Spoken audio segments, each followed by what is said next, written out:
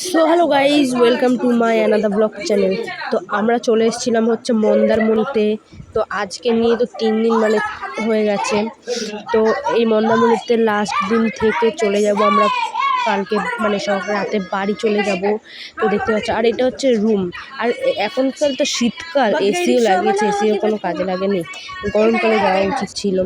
তো যাই হোক, তো দেখো আমি স্ট্যান্ড নিয়ে সবাইকে দেখাচ্ছি ঘুরিয়ে ঘুরিয়ে। আর এটা আমি কিনেছি, যে স্ট্যান্ডটা দেখছো তো, এটা হচ্ছে দীঘাতেই কিনেছি, 250 টাকা নিয়েছে। আরে বিশাল দাম নিয়েছে গাইস, কি বলবো।